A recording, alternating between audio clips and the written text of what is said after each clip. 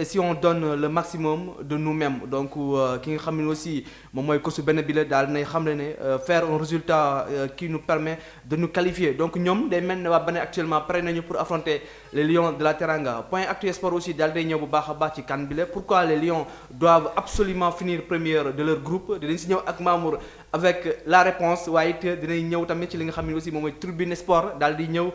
tey fësal ci xëtëm bu njëkk li nga xam ne ni moom mooy match boobule war a dox diggante Sénégal ak Bénin tey jii 3 points pour éviter l'Algérie donc loolu la tribune daal di titré record tamit daal di ñëw ci li nga xam ne nii moom mooy ba tey boobule match daal di xam ne gagner et rester en temps jeu donc loolu la record daal di titré tey daal di wane aussi ci xëtëm bi la Pape Thiaw ak l'équipe nationale du Sénégal waaye tamit réaction de certains joueurs ku ci mel ni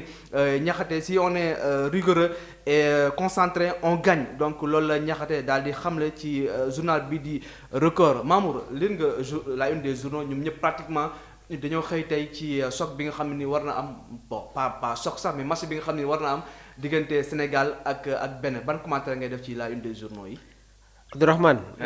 maa ngi lay jaajëfal bu baax ci le commentaire yi nga xamante ne indi nga ko. ci une des journaux yi. donc comme niñ ko gisee rek je pense que journalistes yi seen xët bi njëkk.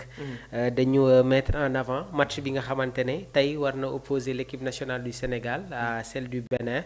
donc mu nekk tamit à 19h donc il y a des enjeux. bien vrai que mathématiquement le Sénégal qualifié na. waaye nag victoire bi dafay nekk lu am solo trop parce que dafay permettre aux Lions de la Teranga ñu des fi nga xamante ne moom mooy Tanger. waaye tamit dafay permettre aux Lions tey suñu gañewee équipe bii di Bénin ñu bañ a rencontrer dès les phases à élimination directe équipe bi nga xamante ne moom mooy Algérie. et tey jii nii am na yenn équipe yoo xamante ne su Sénégal dóoree tey. moom la war a am muy ay Zimbabwe Soudan ak Mozambique donc genre équipe yooyu joué ak ñoom ci huitième de finale moo gën nga génn rek joué ak équipe bi nga xamante ne voilà Algérie la wala Côte d'Ivoire wala tamit voilà yeneen équipe yi nga xamante ne ay Cameroun il faut remporter ce match là pour être premier du groupe léegi nag ce qu'il faut savoir mooy équipe yu mag yi ñi ngi def de bonnes performances gis nga Maroc gis nga Égypte ñi ngi xaarani tey Nigéria gis nga Algérie Cameroun bërki démb match bi nga xamante ne proposé na ko face à cette équipe de la Côte d'Ivoire. Sénégal premier match bi dafa ñëw gagné Botswana sur le score de 3-0 deuxième match bi mu nekkoon la finale du groupe face à la RDC ñu ñëw def un match nul boobu ba tey nag gis nga réaction ak commentaire yi nga xamante ne ñi ngi koy indi au sorti de cette rencontre. donc tey dañuy xool exactement lan la ñu Pape Thiaw war a proposer en termes de tactique. parce que match bi ñuy joué contre la RDC am na lu bëri loo xamante ne jàngat nañ ko si sur l'aspect défensif sur le pressing qu'on a exercé waaye tamit le manque de réalisme bi nga xamante ne ñi ngi koy évoqué depuis le premier match bi nga xamante ne joué nañ ko face à cette équipe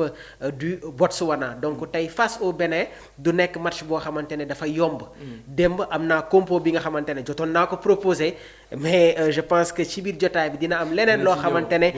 dinaa ko indiwaat parce que Bénin en cas de match nul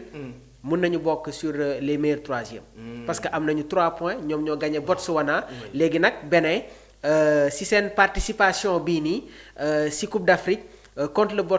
le Botswana moom moo nekk seen première victoire parce que bi ñuy joué ak ñoom année bi ñuy finalu dañu enchaîné woon ay match nul loolu moo leen permettre ñu génn sur les phases à élimination directe donc match bii nag contexte yi wuute na en cas d'un résultat positif dinañu accéder au second tour donc attention du nekk match boo xamante ne dafay yomb mais man jàpp naa ne que le Sénégal war nañu di teel a jeexal seeni ay rencontres dès les 15 premières minutes war nañu dugal but et but boobu noonu moo ñuy permettre ñu nekk très à l'aise ci match bi nga xamante ne tey war nañ ko football comptant pour la 3e journée de cette Coupe d'Afrique Rahman. Merci beaucoup Mamour alors man waxtaan bi nag très souvent damay bëgg di ko partager ak les internautes donc bëgg naa aussi commentaires yi saf-saf ak drapeau Sénégal puisque tey Sénégal moo war a football tey alors Mamour te moom damay baal ma changer un peu li nga xam ci su nga xam ne war na am entre le Sénégal ak Bénin après nag dinañu waxtaan tamit ci li nga xam ne aussi moom mooy les autres matchs yi nga xam ne ni war na am tey ak match yi nga xam ne ni am na démb alors pour ñu dugg ci match bi Mamour qu'est-ce qui n'a pas marché ci match bi nga xam ne football nañ ko contre RDC Congo. waa am na beneen information boo xamante ne dama koy rectifier muy le Bénin fait partie actuellement des meilleurs troisièmes donc ñoom qualifié nañu donc ci groupe bi RDC Sénégal ak Bénin qualifié nañu donc Bénin bokk na sur les meilleurs troisièmes. waaye nag dina nekk match boo xamante ne dinañu xam exactement lan la ñu Pape Bouna Thiaw di proposer en termes de tactique. waaye tamit yenn changement yi nga xamante ne war na ko opérer ci biir dispositif Abdourahmane. d'accord je reviens à ma question. oui pour ñu mën a entamer dugg bu baax a baax match bi nga xam ne nii moo ñu war a xaar tey entre le Bénin bëgg naa xam qu'est-ce qui n'a pas marché match bi nga xam ne génn nañ ko contre RDC Congo parce que après coow yu bëri na critiques yi bëri na lan mooy nekkoon problème bi ci match bi nga xam ne nii génn nañ ko. waaw xam nga avant ñuy jouer contre le Bénin contre la RDC Sénégal dafa def premier match am Pape Bouna Thiaw indi 4 attaquants ñu gagné Botswana sur le score de 3-0 ñuy waajal deuxième match bi xam nga les Sénégalais sont très forts en matière de tactique des fois da ngay dégg sax ñi yenn spécialiste naan Sénégal il y a beaucoup d'entraîneurs. Parce que le peuple sénégalais les passionnés de football maîtrisent à la perfection li nga xamante ne moom mooy l'aspect tactique ñu bëri ne Pape Thiaw suy football ak la RDC warul jouer ak attaque à cadam dafa war a renforcer son milieu de terrain indi un milieu de terrain très compact pour faire face à la RDC man mii bokkoon naa si ñi nga xamante ne nee naa bon j'avais dit que Pape Thiaw dafa war a miser ba tey ci attaque am bii nii indi na ko. gis nañ ne que au niveau du milieu de terrain la RDC amoon nañu nag une très bonne assise parce que match boobu noonu soo ko seetaanee da ngay gis ne que ñaari équipe yi seen ay occasions yi mi ngi doon jóge sur les couloirs daanul woon jóge au niveau du milieu de terrain et man constat bi ma def mooy face à la RDC Idrissa Gana Gueye était un peu seul au niveau de l'entrejeu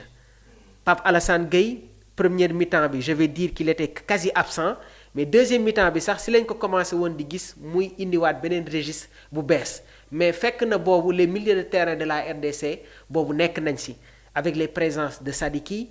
Moutou Samy ak Ayel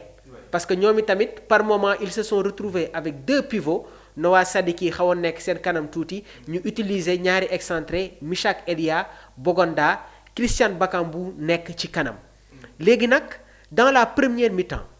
dama gis ne que Sénégal bi mu amee occasion boobu mooy bu Nicolas bi RDC dafa gën a dellu ginnaaw parce que moment boobu noonu jàppoon naa ne que match bi commencé na di basculer parce que RDC commencé woon nañu nag di sóoraale l'attaque des Lions ñu dawalaat tuuti Ismaïla Sarr am une occasion de but c'est-à-dire am na foo xamante ne soo fa tollee ci compétition depuis le début de la CAN des occasions ne se pardonnent pas bi ñuy jouer contre le Botswana laataa ñuy dugal premier but bi Abdourahmane on s'est créé énormément d'occasions qu'on n'a pas pu concrétiser dama koy wax fi am na ay yenn équipe yoo xamante ne sooy football ak ñoom yenn occasions yi soo ko ratee ñoom soo ko amee dañ koy dugal dem taxaw seen camp xaar la bi ñuy jouer contre la RDC dafa si boobu les rencontres dañu sentir ne que Sébastien Desabre dafa préparer les attaques les offensives de l'équipe nationale du Sénégal et ci boobu les rencontres da ngay gis ne que Sadio Mané n'était pas trop dans le jeu intérieur ñi ngi ko doon gis beaucoup plus sur les couloirs problème animation amoon nañ ko ñun tamit sur le côté droit parce que Crépin Diatta ñun ñëpp xam nañ ne que c'est un joueur capable de t'amener un apport offensif mais manque d'animation bi nga xamante ne constaté nañ ko sur le couloir droit moo tax si wàllu boobu tamit ça n'a pas trop marché donc cela veut dire que